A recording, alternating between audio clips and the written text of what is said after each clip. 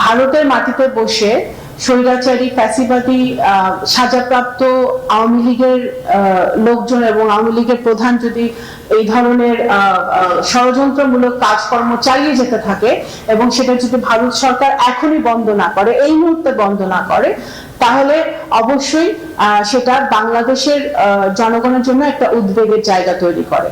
ভারতের সঙ্গে সম্পর্কের উন্নতি চায় বাংলাদেশ, কিন্তু এই জন্য দেশটির ভেতর থেকে ষড়যন্ত্র বন্ধ হওয়া উচিত। এবার মন্তব্য করেছেন পররাষ্ট্র প্রতিমন্ত্রী শামা ওবায়েদ। শেখ হাসিনার সংবাদ সম্মেলনের কথা উল্লেখ করে তিনি বলেন, এমন ঘটনা বন্ধ না হলে ভবিষ্যতে ভারতের সঙ্গে আলোচনা চালিয়ে যাওয়া কঠিন হবে। বিশ্লেষকরাও বলছেন, ভারত সরকারের উচিত বাংলাদেশের জনগণের মনের ভাষা বোঝা। ভারতে আশ্রয় নেওয়া বাংলাদেশের সাবেক প্রধানমন্ত্রী শেখ হাসিনা সেখান থেকে বিদ্বেষমূলক বক্তব্য ছড়িয়ে দেশে যেন অস্থিতিশীলতা তৈরি করতে না পারেন সে বিষয়ে কূটনৈতিক চ্যানেলে যোগাযোগ করছিল বাংলাদেশ। কিন্তু 5 আগস্ট ভারতের ফরেন করেসপন্ডেন্ট ক্লাব আয়োজিত এক অনুষ্ঠানে শেখ হাসিনার অংশ নেওয়া বিষয়ে ভারত জানায় এটি বেসরকারি অনুষ্ঠান, এতে ভারত সরকারের কোনো ভূমিকা নেই।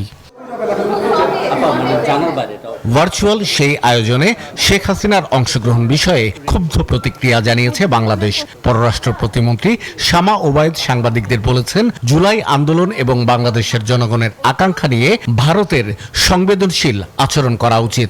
ভারতের মাটিতে বসে স্বৈরাচারী ফ্যাসিবাদী সাজাপ্রাপ্ত আওয়ামী লীগের লোকজন এবং আওয়ামী লীগের প্রধান যদি এই ধরনের ষড়যন্ত্রমূলক কাজকর্ম চালিয়ে যেতে থাকে এবং সেটা যদি ভারত সরকার এখনই বন্ধ না করে, এই মুহূর্তে বন্ধ না করে, তাহলে অবশ্যই সেটা বাংলাদেশের জনগণের জন্য একটা উদ্বেগের জায়গা তৈরি করে।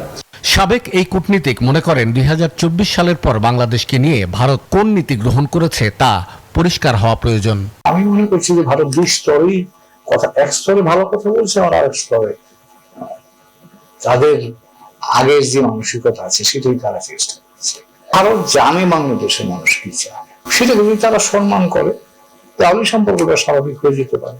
দিল্লিতে অবস্থানরত শেখ হাসিনা সামাজিক মাধ্যমে দলীয় নেতাকর্মীদের সঙ্গে বৈঠক করেন, এমন অডিও মাঝে মধ্যেই ইন্টারনেটে পাওয়া যায়। তবে বুধবার প্রথমবারের মতো কোনো সংবাদ সম্মেলনে সরাসরি যুক্ত হতে দেখা গেল তাকে। শাহ আলী জয়, নিউজ 24, ঢাকা।